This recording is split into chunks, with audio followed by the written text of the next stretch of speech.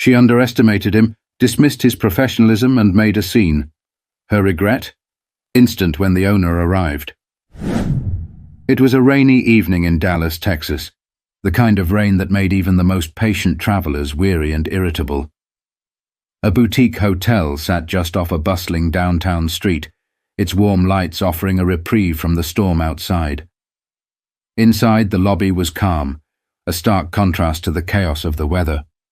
Polished floors gleamed under soft lighting, and faint jazz music hummed in the background. Behind the front desk stood Leon, a young man with a neatly pressed uniform and a demeanor as calm as the evening was chaotic. Leon had worked the evening shift at this hotel for almost a year now. He wasn't flashy or loud, just polite, professional, and always steady under pressure. It wasn't unusual for him to deal with difficult guests, but tonight would be different. Tonight, he was about to face a test he never saw coming. The sliding glass doors parted with a rush of cold air as a woman stormed in, dragging a rolling suitcase behind her. She was in her late 40s, impeccably dressed in a tailored navy blazer and heels that clacked sharply against the marble floor. Her carefully styled blonde hair was damp from the rain, and her lips were pressed into a tight line. She scanned the lobby with a look of mild disdain before making a beeline for the front desk. Leon greeted her with his usual warm smile. "Good evening, ma'am. Welcome to the Elmwood Hotel. How can I assist you tonight?" But the woman didn't respond right away. Instead, she gave him a once-over, her eyes lingering on his name tag as though she were deciding if he was worth speaking to. Finally, she sighed, placing her handbag on the counter with a thud. "Let's get one thing straight," she began, her voice sharp and clipped. "I've had an exhausting day. My flight was delayed, my car service was late, and now I'm soaked because your valet didn't bother to offer me an umbrella. I need a room, something clean, comfortable, and quiet, preferably away from noise." Her eyes darted around the lobby, as if noise were a living thing hiding behind the furniture. Leon nodded, keeping his voice calm. "I understand, ma'am. Let me get you checked in right away. Do you have a reservation?" Her face hardened. "Do I look like I have a reservation? I've been through hell today. I didn't have time to call ahead. Isn't it your job to figure these things out?" Leon's smile didn't waver, though his fingers tightened slightly on the keyboard. "Of course, ma'am. Let me check our availability for tonight." As he began typing, the woman let out a loud sigh and tapped her manicured nails on the counter. "This is unbelievable," she muttered under her breath. "First, I have to deal with incompetence at the airport, and now this." Leon's fingers paused briefly over the keys before resuming. He was used to remarks like this, dismissive, demeaning. They usually rolled off his back. But something about the way she said, "now this," like he was part of the problem, made his stomach tighten. Still, he kept his voice steady. "We do have a few rooms available tonight. Would you prefer a king or a double bed?" She raised an eyebrow as if the question were beneath her. "A king, obviously. And it better not be one of those cramped little rooms. I want something spacious. Do you even have suites in this place?" "We do, ma'am," Leon replied. "Let me check if one is available." But before he could finish, she cut him off with a wave of her hand. "You know what? Just give me the best room you've got. And please, don't mess this up. I don't have the energy to deal with—" She trailed off, her eyes narrowing slightly as she glanced at him again. "Poor service." Leon didn't flinch, but her words hung in the air like smoke. He didn't need her to spell it out to understand what she meant. Still, he kept his composure, typing away as though her remarks were nothing more than background noise. But there was an edge to her tone now, a sharpness that hinted this interaction was far from over. Leon finished typing and looked up with his calm, professional smile. "We do have a suite available for tonight, ma'am. It's one of our largest rooms, located on the top floor with a great view of the city. Would you like me to reserve it for you?" The woman crossed her arms, her lips tightening. "Well, I would hope it's the best you've got. I didn't come here to stay in some run-down shoebox. Just hurry up and get it done. I don't have all night." Leon nodded and began the check-in process, his hands moving swiftly over the keyboard. He could feel her eyes on him, watching his every move like a hawk. Her energy was sharp, her impatience tangible. "What's taking so long?" she snapped, tapping her nails against the counter again. "I'm just confirming the details for your room, ma'am. It'll just take a moment." "Well, maybe if you knew what you were doing it wouldn't take so long," she muttered, loud enough for him to hear. Leon's fingers paused briefly before continuing. He wasn't one to let rude comments get to him, but her tone was different. It wasn't just impatience, it was laced with something colder, more cutting. As he reached for a keycard, she scoffed and gestured at the computer screen. "Are you even sure you're booking the right room? Can I trust that you're not going to screw this up? Honestly, I don't know how people like you get hired for jobs like this." Leon glanced up at her, his expression unreadable. Her words hung in the air, sharp and heavy. He could feel the sting of them, but he refused to let it show. "I assure you, ma'am, I'm doing my best to assist you as quickly and efficiently as possible." She said, raising an eyebrow. "Your best. That's debatable." Leon handed her the keycard with a steady hand. "Here's your room key, ma'am. It's on the 11th floor. The elevators are just around the corner to your left." She snatched the card from his hand, her manicured fingers brushing his briefly. She immediately pulled her hand back, as if his touch had burned her. "Unbelievable," she muttered under her breath. Leon's jaw tightened, but his voice remained calm. "Is there anything else I can assist you with tonight, ma'am?" She tilted her head, giving him a long, scrutinizing look. "Actually, yes. Is there someone else I can speak to? Someone who actually knows what they're doing? Maybe a manager?" Leon blinked, momentarily caught off guard. "I'm happy to help with any concerns you have, ma'am." "No offense," she said, her tone dripping with condescension. "But I'd rather deal with someone a little more experienced. You understand, right? I'm sure you're trying your best, but this isn't exactly comforting." Leon felt a knot form in his chest. He'd dealt with difficult guests before, but there was something about her tone, the way she said, "someone a little more experienced," that hit differently. "I can certainly call the owner for you if you'd like to speak with him," Leon said evenly, his eyes meeting hers. The woman smirked, as if the idea amused her. "Yes, do that. Call the owner. Maybe he'll know how to handle this properly." Leon nodded, picking up the phone behind the desk. His hands moved steadily, but inside he felt the weight of the moment. He wasn't just calling his boss, he was calling his brother Cameron, the man who had built this hotel from the ground up. And as the phone rang, the woman leaned against the counter, a smug smile on her face. She had no idea what was coming. Leon's voice was calm as he spoke into the phone. "Cam, I need you at the front desk. There's a guest who would like to speak with you." "On the other end of the line," Cameron responded swiftly. "I'll be right there." Leon hung up and turned back to the woman, maintaining his polite demeanor despite the sting of her earlier remarks. "The owner will be here shortly, ma'am. Please feel free to take a seat while you wait." But she didn't move. Instead, she leaned against the counter with an air of superiority, her arms crossed and her expression smug. "Good. Maybe now we can get some proper service around here." Leon said nothing, his gaze steady but detached. He wasn't going to engage her any further. Instead, he busied himself with organizing the front desk, keeping his hands moving to avoid letting his frustration show. The woman, meanwhile, tapped her nails against the counter again, a rhythmic reminder of her impatience. "I hope your boss is more competent than you are," she muttered, loud enough for him to hear. Leon didn't flinch. He simply adjusted the penholder on the desk and waited. A few moments later, the sound of heavy footsteps echoed through the lobby. The woman straightened slightly, glancing toward the entrance.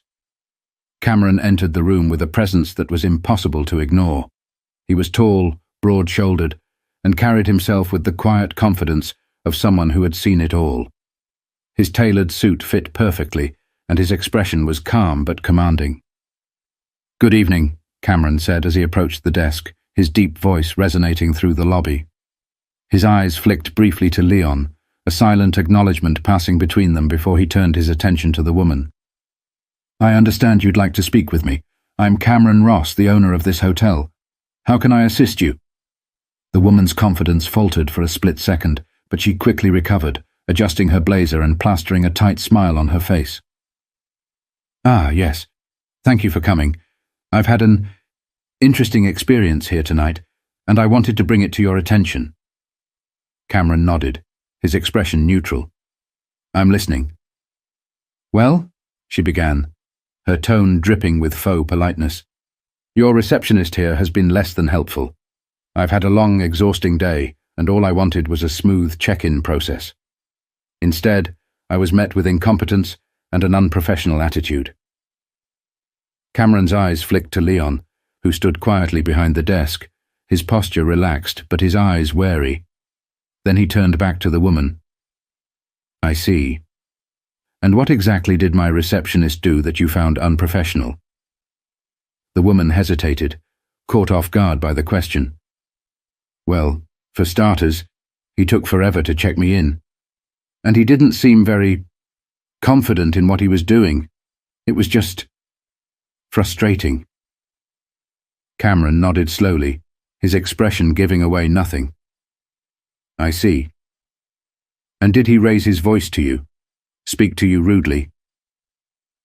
"Well, no," she admitted, her voice wavering slightly. "But that's not the point. He just didn't seem like he knew what he was doing." Cameron raised an eyebrow.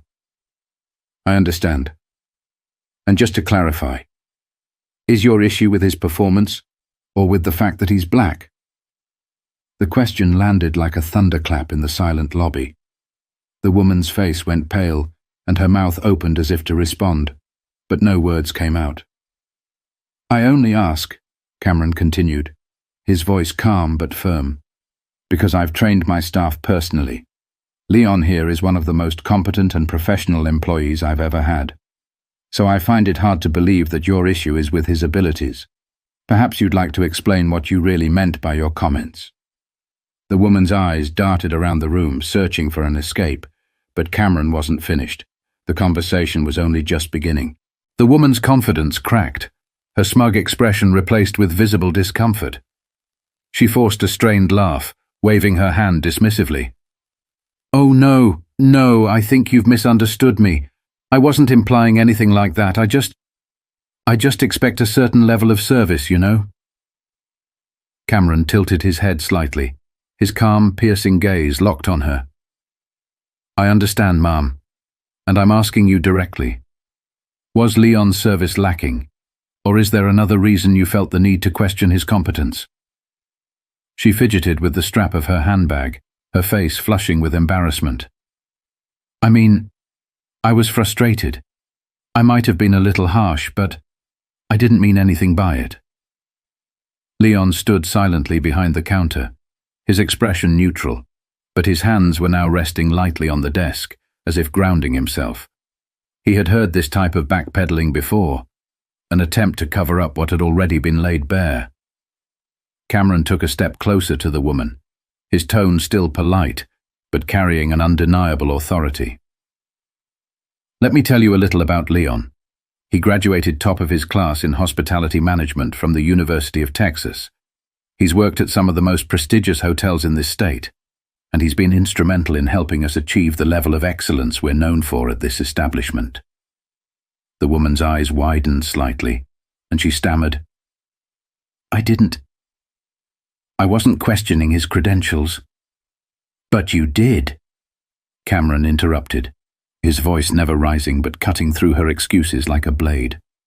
"You came in here and dismissed him before he even had a chance to assist you properly. You made assumptions about his abilities, assumptions that had nothing to do with his actual performance and everything to do with your preconceived notions." She opened her mouth to respond, but Cameron held up a hand, stopping her. Let me be clear about something. At my hotel, every guest is treated with respect and dignity, but that respect goes both ways. I will not tolerate anyone, disrespecting my staff, especially when they're doing their job with professionalism and grace. The tension in the room was palpable. The woman's face was now bright red, and she was visibly squirming under Cameron's steady gaze. I didn't mean to cause any offense, she said weakly. I was just having a bad day. Cameron leaned forward slightly, resting his hands on the counter as he spoke. We all have bad days, ma'am. That doesn't give anyone the right to belittle another person. My brother, he gestured toward Leon, showed you nothing but patience and professionalism, despite the way you spoke to him. I suggest you take a moment to reflect on that. The word brother hung in the air like a bell tolling. The woman's eyes widened as the realization sank in. Brother? She echoed, her voice barely above a whisper. Cameron straightened up, his gaze steady. Yes, Leon is my younger brother, and he's just as much a part of this hotel's success as I am. So when you disrespect him, you're disrespecting me, and everything this place stands for. The woman's hands trembled slightly as she clutched her handbag, the weight of her actions finally sinking in. But Cameron wasn't finished yet. The woman stood frozen for a moment, her face pale and her hands gripping her handbag so tightly her knuckles turned white. She opened her mouth as if to speak, but no words came out. The weight of Cameron's words, the realization of her behavior, and the undeniable truth she had been confronted with left her visibly shaken.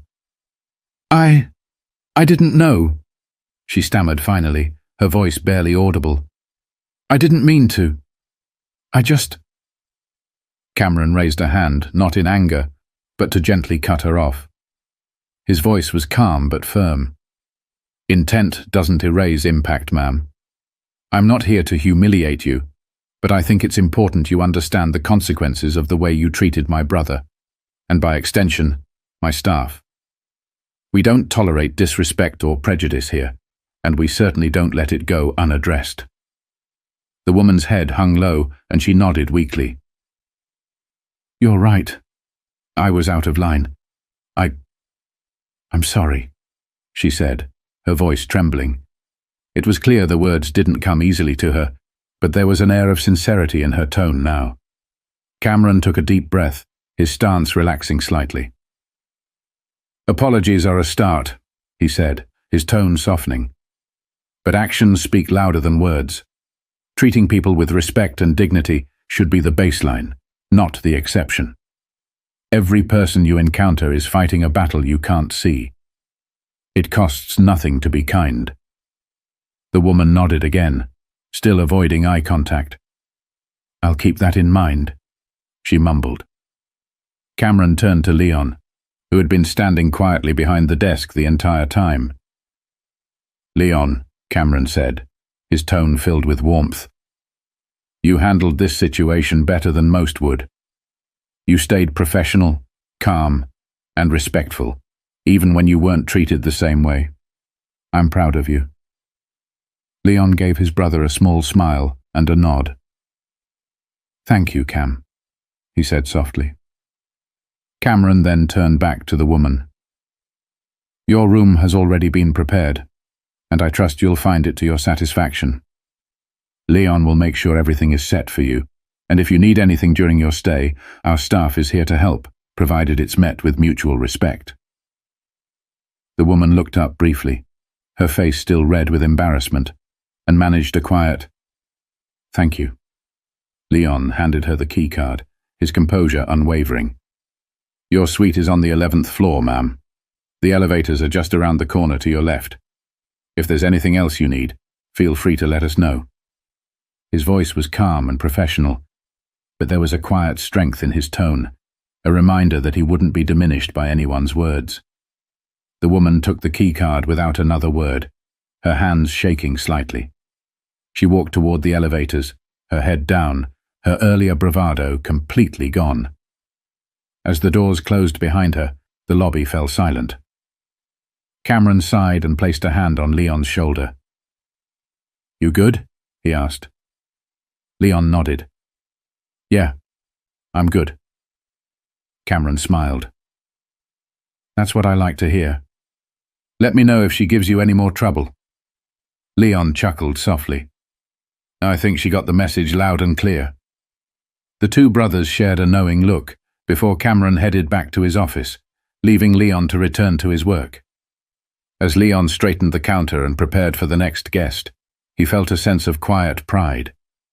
He had faced her disrespect with grace, and his brother's support had reinforced that no one could take away his dignity.